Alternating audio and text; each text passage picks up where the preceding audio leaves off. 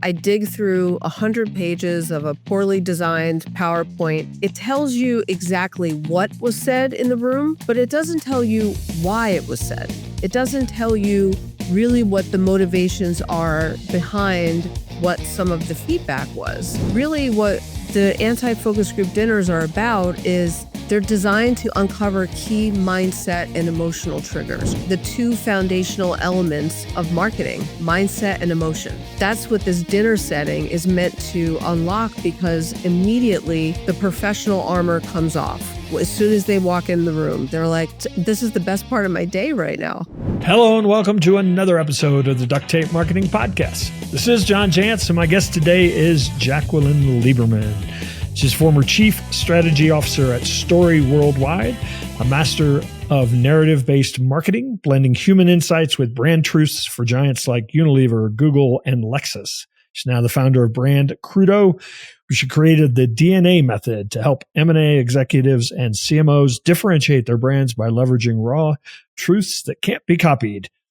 Frustrated by the stale research methods, she also launched the Anti-Focus Group, exclusive dinners that deliver actionable insights from hard-to-reach audiences while doubling as premium brand experiences. So, Jacqueline, welcome to the show. Thank you, John. I feel like that's the podcast. You did such a great job of the intro. We're done. Well, I just read what you gave me, to tell you the truth. So I take no credit for it other than being able to read, which Mrs. Morrison in first grade made sure of. There we go. All right. So let's define, what's an anti-focus group dinner look like? As the name suggests, it is the opposite of what a traditional focus group is.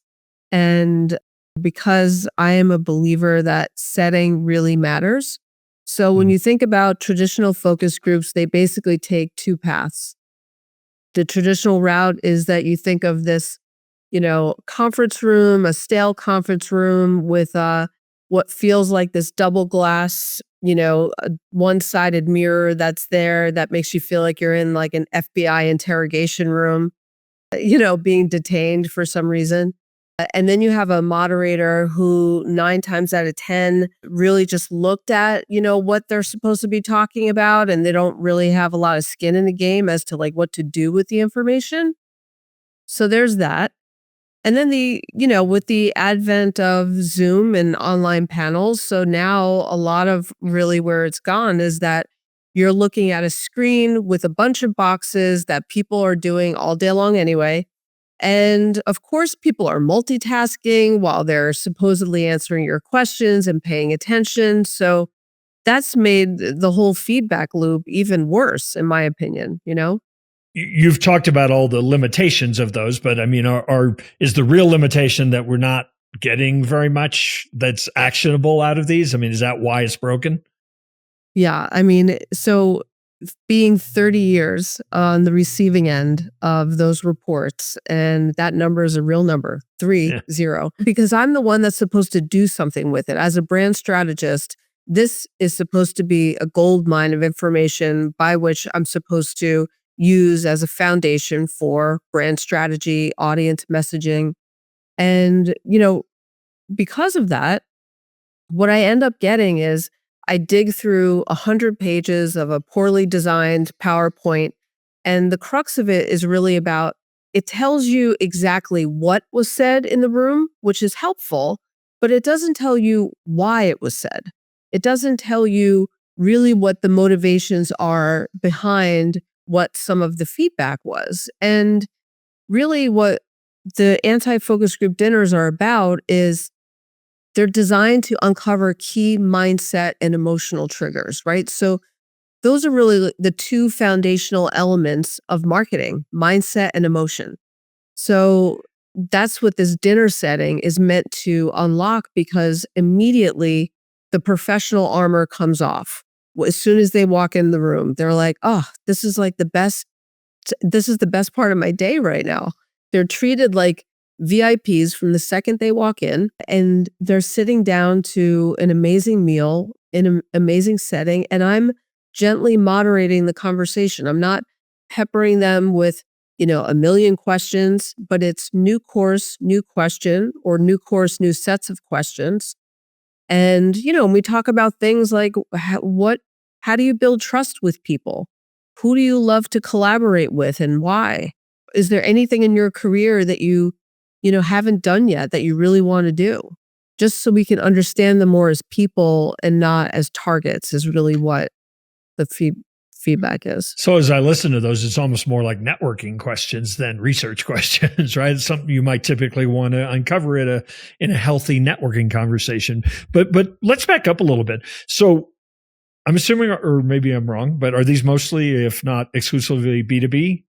Yeah, settings? they seem to work for B2B. It's not about, let's look at the latest box of Cheerios and determine what the creative is. It's really more about business to business products and services. So I'm a customer or maybe a targeted customer. I get invited to this. Am I told I'm going to dinner and it's going to be research? And do you sometimes get a little, because it's unique, do you sometimes get a little, wait a minute, what?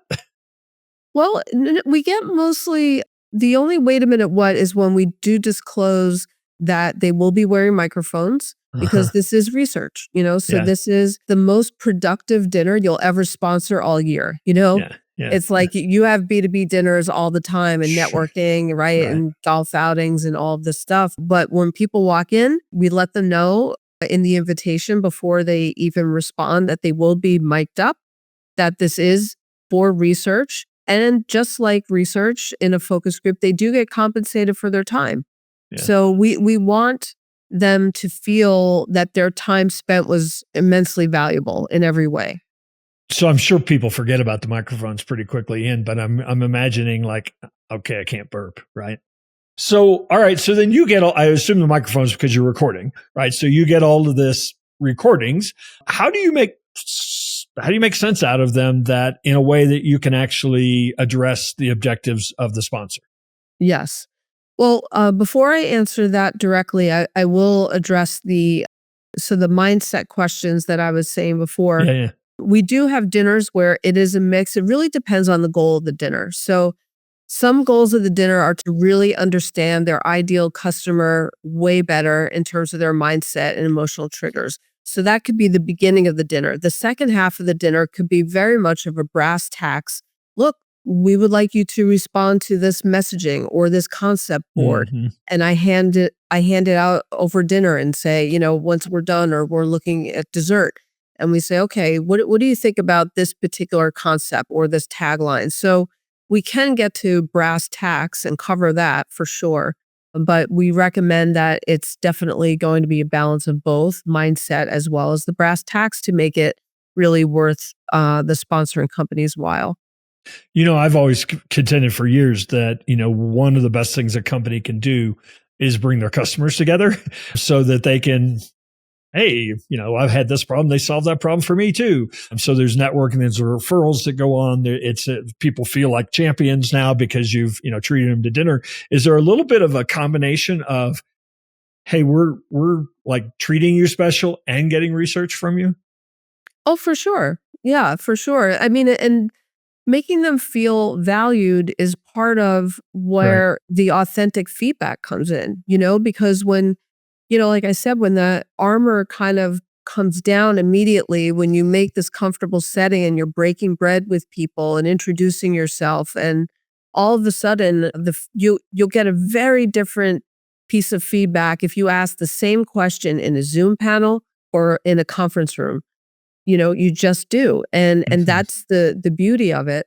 And with your question before about, how do I weed through 3 hours of transcript? But I've been interviewing stakeholders my entire career. It's part of my process for brand strategy, right? So before I even, put pen to paper on a brand foundation work, I ask and say, give me the 10, 15 people at your company who I should be talking to. So I've been doing, trying to pull out the nuggets of what people say, my whole career. And this is really no different.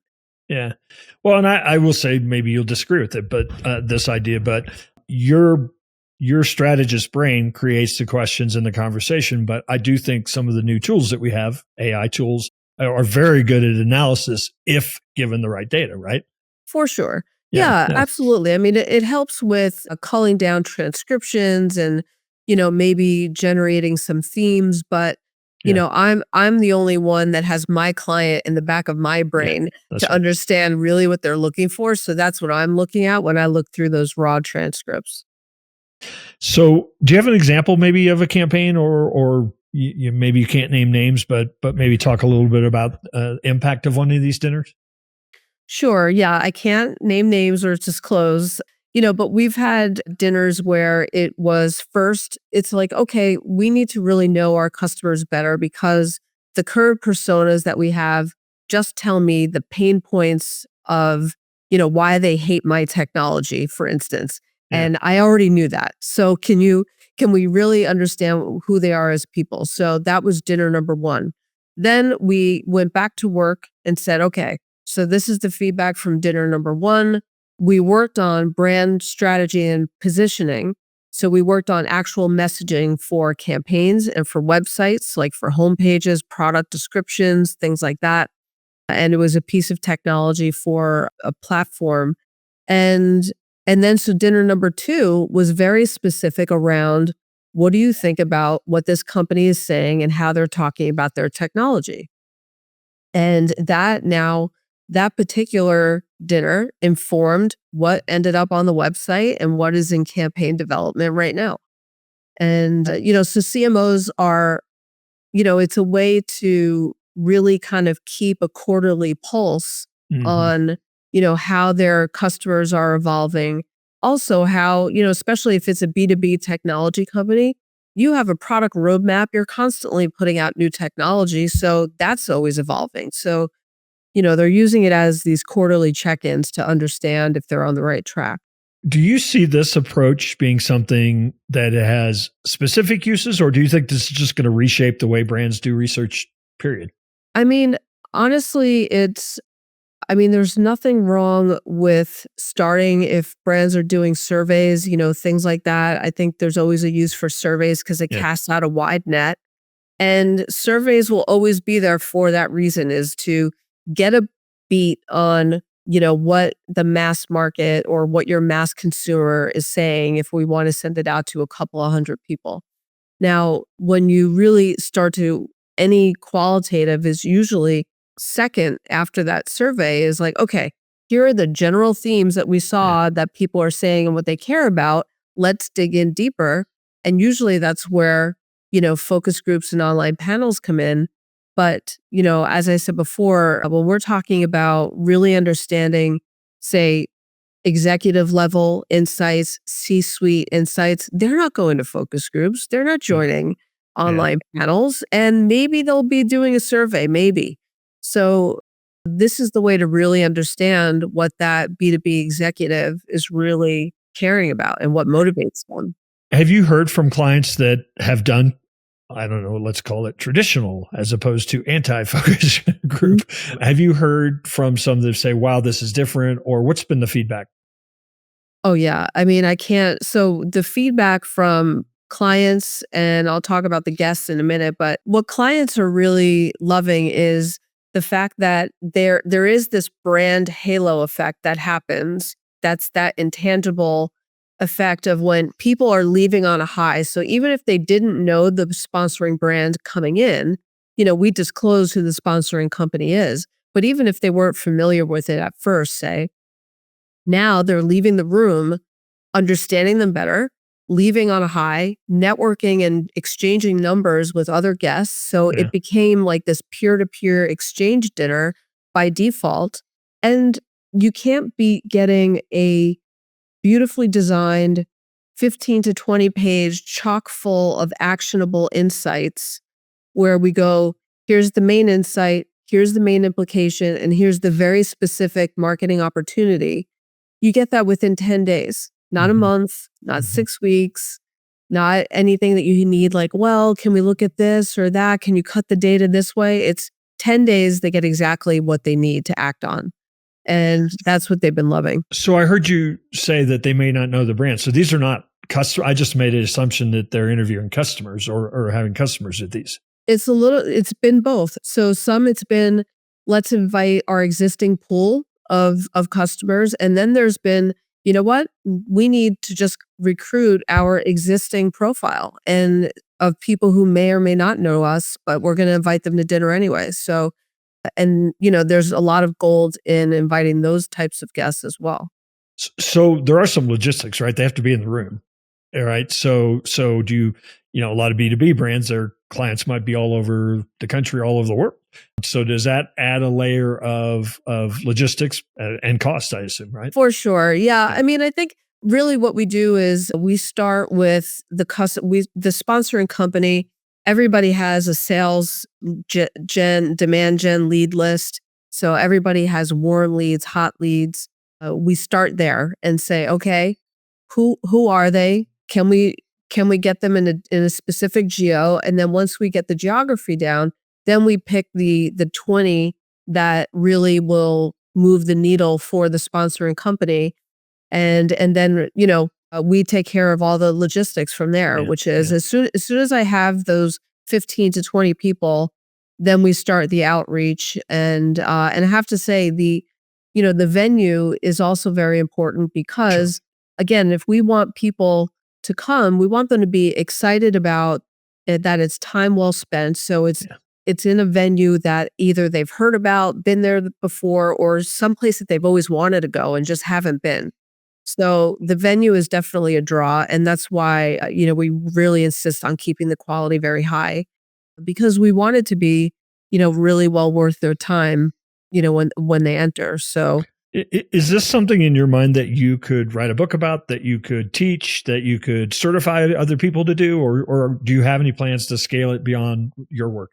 Yeah, I mean, I've thought about a book, at least, in thinking about just kind of the magic that happens when you break bread with people around the table and what you kind of learn from that, because guests come in as complete strangers and then they leave almost as friends. I mean, they're hugging me at the end, taking selfies with a group Right. selfies of all of us. They're exchanging information. We connect on LinkedIn, and every single person who on LinkedIn has commented on any of my posts, if they were a guest, they say, I mean, they don't, here's the other thing. They haven't just commented like one sentence, like, oh, that was great. Paragraphs. I'm getting paragraphs of comments saying, this was unlike anything I've ever experienced. It was a way that we opened up. I keep in touch with the people around the table that I met that night now on a consistent basis. So it's a really nice ripple effect that happens, after that particular dinner, which feels great. Absolutely. Yeah.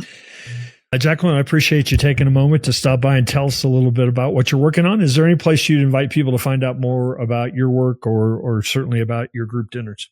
Yeah, absolutely. They can just go to brandcrudo.com. There's an anti-focus group tab right there, and they can find out more info. I'm going to show my ignorance here, and I'm sure you told me the last time you were on the show. What's the significance of the word? Brand Crudo? Yeah.